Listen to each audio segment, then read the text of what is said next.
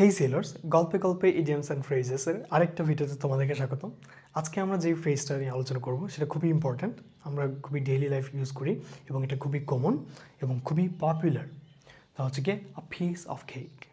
Piece of cake সাধারণভাবে শুনে মনে হচ্ছে যে একটা কেকের টুকরা বা এরকম না, এটা হচ্ছে something that is very easy to do.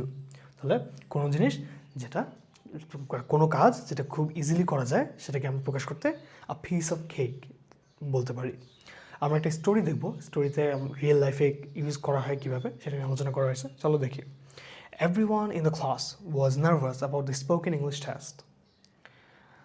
The night before, students were practicing in the corridor, rehearsing answers and looking pale. But Jannatul had been speaking English with her family since childhood. When the teacher called her name, she walked to the front calmly. 3 minutes later, she sat back down. Her friend Tia whispered, "How was it?" And Jannatul shrugged.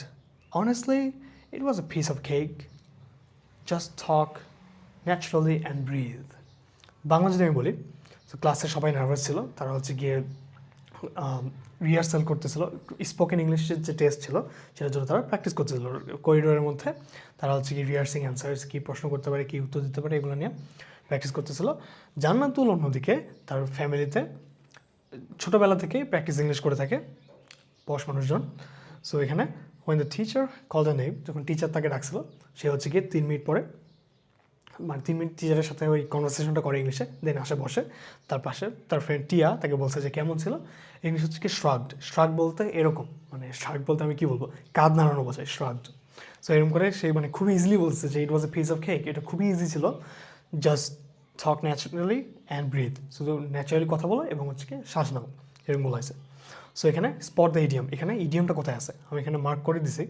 Honestly it was a piece of cake, মানে সত্য কথা বলতে এটা খুবই easy ছিল, piece of cake, just talk naturally and breathe. কয়েকটা আরও যদি আমরা এক্সাম্পল দেখি, তাহলে হচ্ছে গিয়ে the first assignment looked difficult but once I started it was a piece of cake. তাহলে ফার্স্ট যে অ্যাসাইনমেন্টটা ছিল এটা হচ্ছে গিয়ে দেখে মনে হচ্ছিলো যে কঠিন হবে, বাট যখন আমি হচ্ছে কি শুরু করছিলাম তখন দেখতেছি এটা খুবই ইজি। পিস অফ কেক বলতে easy, easy to do. For someone who grew up speaking 2 languages, learning a third is practically a piece of cake. So যে মানুষটা 2টা ল্যাঙ্গুয়েজ বলতে বলতে বড় হয়েছে, সেই মানুষের কাছে তৃতীয় একটা ল্যাঙ্গুয়েজ শেখা ইজি। ইজি বলতে এখানে পিস অফ কেক বলা হয়েছে। She finished the exam in 30 minutes. The whole paper was a piece of cake for her. তাহলে তার জন্য এটা পিস অফ কেক ছিল। এটা হইতে পারে যে যারা স্কিলড মানুষজন, আমরা বলতে পারি যে ধরেন যে কোনো ব্যক্তি গান লিখে, তো তার জন্য হচ্ছে গিয়ে একটা লাইন বললে তার জন্য তাকে যদি বলা হয় যে পরের এই লাইনটা একটা ছন্দ 3টা লাইন বানাইতে, সো তার জন্য এটা পিস অফ কেক।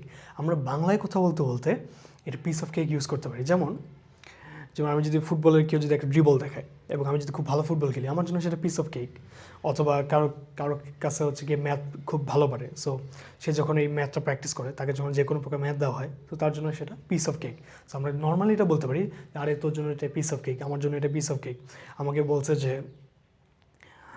যে একটা খেলা দেখাইতে অথবা একটা আর্ট করে দিতে, এটা তো আমার জন্য পিস অফ কেক, এরকম করে আমরা ইউজ করতে পারি। আচ্ছা, ইনকারেক্ট হচ্ছে গিয়ে ইট was a piece of cake, এটা ইউজ করা যাবে না, মানে ইট ওয়াজ পিস অফ কেক ইউজ করা যাবে না। আমরা অনেক সময় মনে করতে পারি যে আর্টিকেল তো আমরা ইচ্ছা মতো দিব, আর্টিকেল শিখছি, আর্টিকেল আমরা এখন ইচ্ছা মতো দিব, দিব দা দিব, যখন ইচ্ছা তা করবো, বাট এটা ভুল। আমাদের অলওয়েজ আর্টিকেলটা ইউজ করতে হবে, আ piece of cake, not piece of cake, a piece of cake. So এটা দিতেই হবে, আমাদের আর্টিকেলটা ইউজ করতেই হবে, এই পিস অফ কেক, এটাকে কোনো প্রকার চেঞ্জ করা যাবে না। আচ্ছা, মেমোরিটিভ আমরা কীভাবে মনে রাখবো?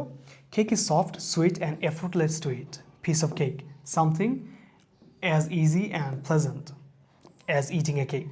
So একটা কেক খুব সফট হয়, খুব মিষ্টি হয় এবং হচ্ছে গিয়ে মুখের মধ্যে দিলেই গলে যায়। তো এরকমই হচ্ছে গিয়ে কোনো কাজ যদি খুব বেশি ইজি হয়, তখন যে মানে কোনো এফোর্টই প্রয়োজন হচ্ছে না, যেমন আমরা একটা কেক খাইলে খুব ইজিলি সেটা আমাদের মানে মুখের মধ্যে গলে যায় এবং এটা খাওয়া খুবই মজাদার এবং সফট এবং ইজি।